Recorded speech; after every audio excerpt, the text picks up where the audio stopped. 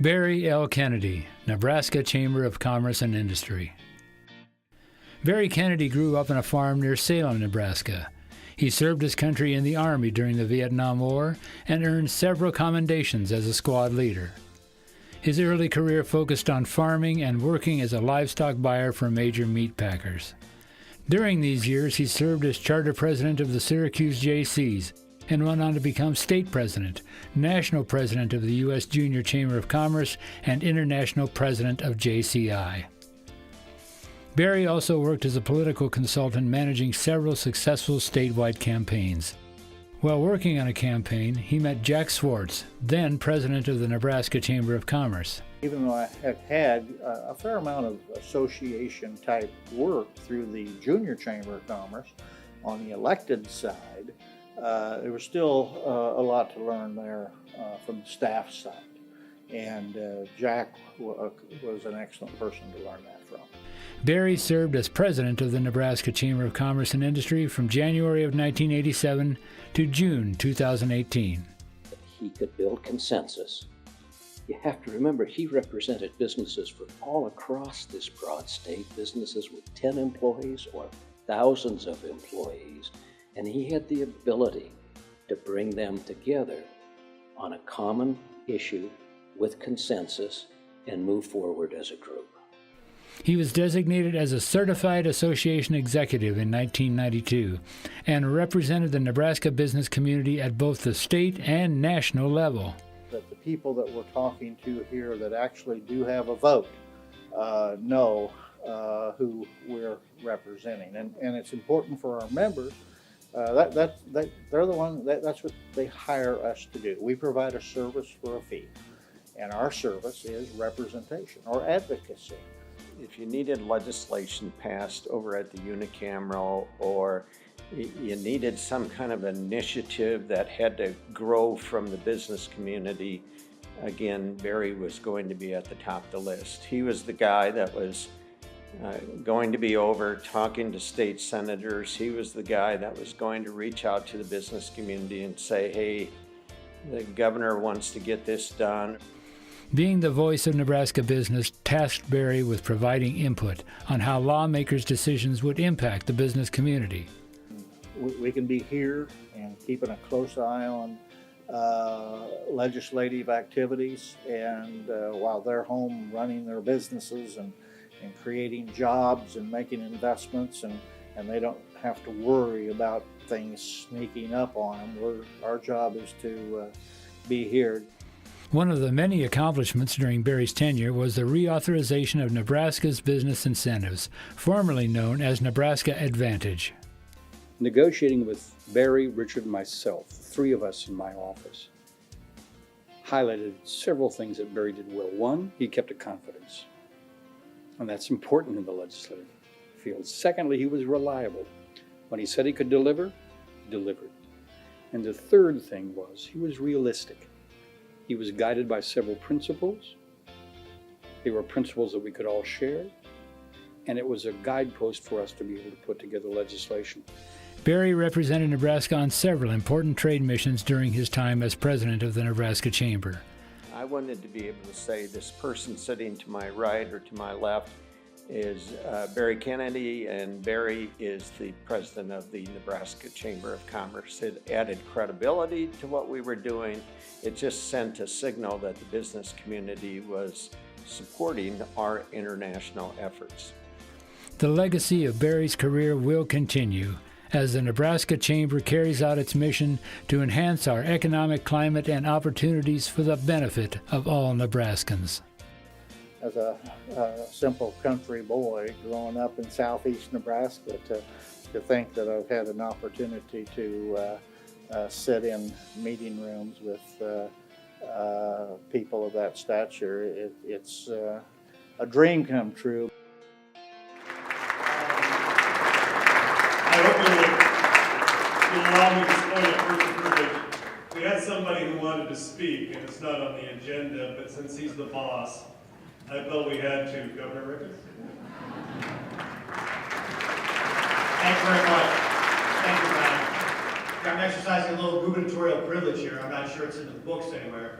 But I wanted to take this opportunity to talk a little bit about Barry, because I've had the opportunity to work with him for the past 4 years as governor. I know you saw Governor Johans up there on the screen. And of course, we heard, first of all, when you hear somebody say, I'm just a country boy, you should be very worried about what's going on. And, but I think it also goes to the fact that Barry has those roots in southeast Nebraska, those agricultural roots. We heard that his first job was a livestock buyer, but also that sense of patriotism, serving in the U.S. Army during Vietnam.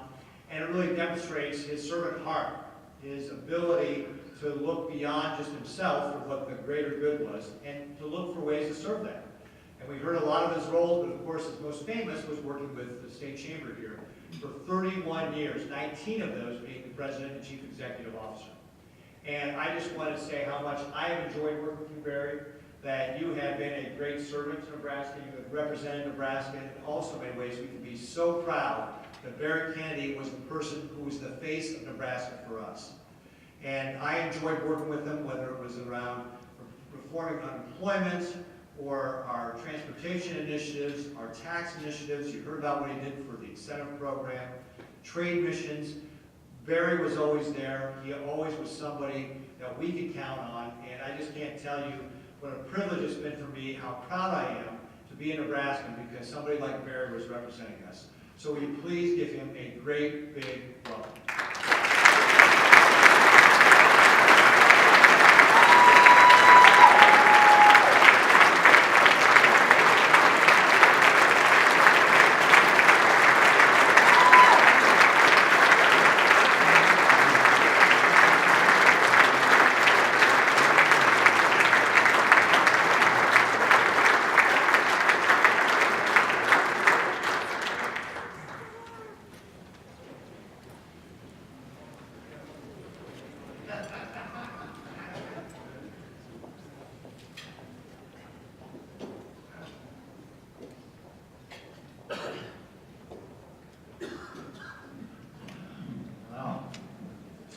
I am just living a dream.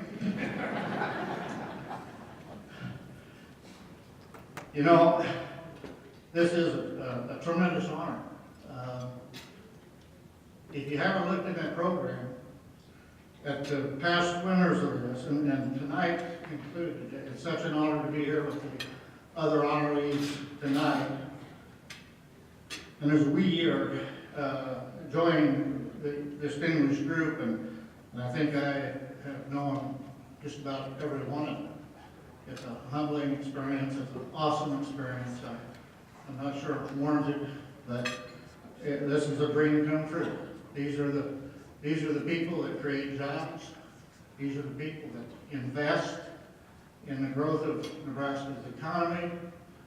These are the people that create livelihoods for literally thousands and thousands of Nebraskans. And to be associated with them, it's just a tremendous experience. I truly appreciate it, and thank you to the Nebraska Chamber and to everybody here. You know, Brian, for over 30 years, it's been my primary responsibility on this night to make sure this meeting ended on time. And tonight, I don't care.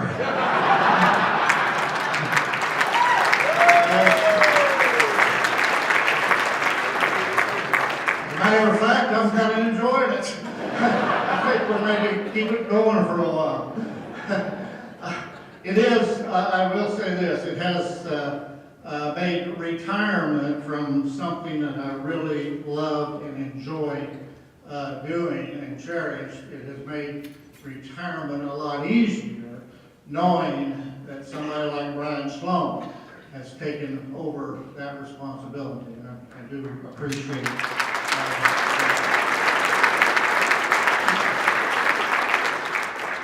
I asked Diane to come up with me tonight because I've been leaning on her for about 50 years now. We got married when I was 12. And I think tonight, maybe more than ever, I'll need to lean on her. We were Diane's from Table Rock, Nebraska. Oh, somebody else in there? Bob Helpman, he used to teach there. Last summer, we decided to take a little drive around southeast Nebraska and just see some of the old spots. And noticed I needed gas. I pulled into this little gas station down in Table Rock. And no more got stopped. This guy was at my window and he said, can I fill it up for you? Well, that's strange. I said, yeah, that'd be fine. Next thing I knew, he was washing my windshield. And I thought, boy, this is kind of out of the past. And then, before too long, Diane said, well, why don't I pay? I'll go in and pay the bill. I thought, well, that's never happened before either. So I was sitting there doing something really important, like checking my emails or whatever, and I looked in, and I could see her and this guy that had pumped the gas. They were having quite a conversation. They were laughing and seemed to be enjoying themselves. And so eventually she came out, got in the car, and we drove on down the road. And it wasn't long, I said to her, you acted kind of like you knew that guy. And she said, oh yeah. I said, that was Ivan. He was great ahead of me in high school, and matter of fact, he was my prom date one year. And I said, really? And so I thought about that for a second. I said, well, you know, if you stuck with old Ivan there, you maybe could have been helping out there at the gas station. You know, keeping the books or changing tires or something, whatever. And without hesitation, she said, nope. If I'd married him, he'd now be president of Nebraska.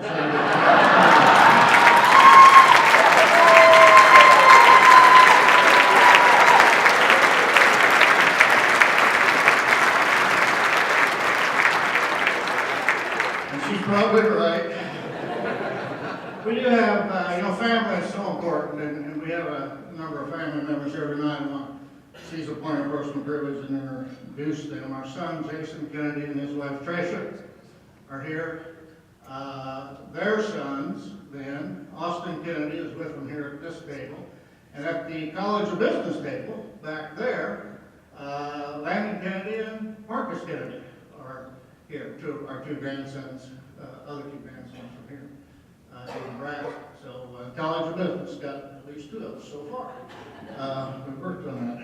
And our daughter and her two sons were not able to come from California. They were able to be here last summer when the Chamber organized an event when I retired. Also, my sister, Diane Burlett, is here. We appreciate that. I always tell people that she spent the first 2 or 3 years of my life trying to teach me to walk and talk, and then the next 20 telling me to sit down and shut up. Our nephew, Rich Kennedy, and his son Sam are also here, and we appreciate that. Every one of these people have had an impact on what element of success we may have enjoyed. I want to seek one other point of personal privilege, and I assume that maybe at noon today, Rich Herring was recognized properly for the job that he did last year as chairman. I'm going to guess also that 3 or 4 years ago, when Rich kind of got in line to become chairman, he maybe didn't realize that 2018 was going to be a year of tremendous change in the organization. Anytime you change several staff positions, it's quite a challenge, if you will. But I do know this, and I have the highest level of respect for Reg. He worked hard and never made any decision that didn't have the highest integrity of the organization in mind. And he truly dedicated himself to making sure that this organization continues to have the kind of impact that it needs to have in the economy of our states. Rich, thank you.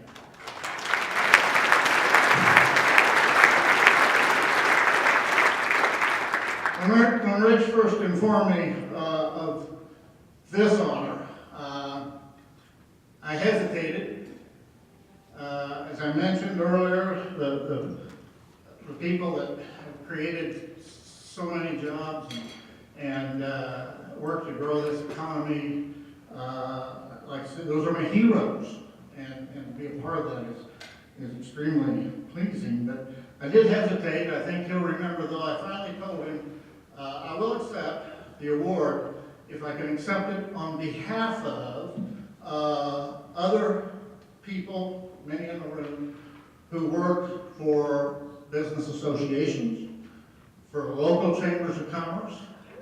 And I truly believe that local chambers and associations do play a key role in the growth of Nebraska's economy. So each one of you, in that capacity, really should be standing up here with me, because you do a tremendous job here in Nebraska, and it's been such a great pleasure to be a part of that community. Brian introduced his staff earlier. I want to make sure that I do that as well. Many of you heard me say this many, many times. I always told the staff they couldn't possibly do more than I could take credit for. But I wanted them to keep trying, and this is another example. And Ron and James and Jamie and Roberta and Charlie and Amanda and Jenna and Kristen and Joseph Young is here tonight somewhere. Who done this? Anybody?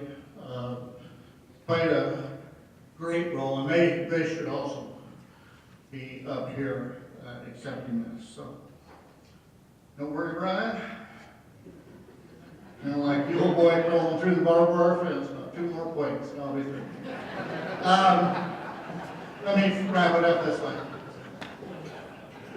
Isn't it strange that princes and kings and clowns that play on soda strings and common folk like you and me can be builders of eternity? This career has given us the opportunity to meet princes and kings and heads of state and prime ministers and presidents. We've traveled around the world with governors, as you saw, and so many, many, many state senators who weren't just state senators, but became friends. Those relationships that were developed with all of them over the years, we cherish so much. And Diana and I have talked about this, of all of those princes and kings, if you will. We really believe, as we sit on that porch in retirement, it's those relationships that we've made all across this great state. Out doing the fall forums that Jamie loves so much. Out doing those fall forums and meeting people in every one of your communities and becoming friends. And working with some of the past chairs we've had the chance to work with. Those are the relationships and friendships that I think we'll truly cherish in the long run. So let me close with just 3 very, very short phrases that probably I could have just started with and summed it all up. But thank you for everything you've done to us. We love you for all you do. And may God bless you, each and every one.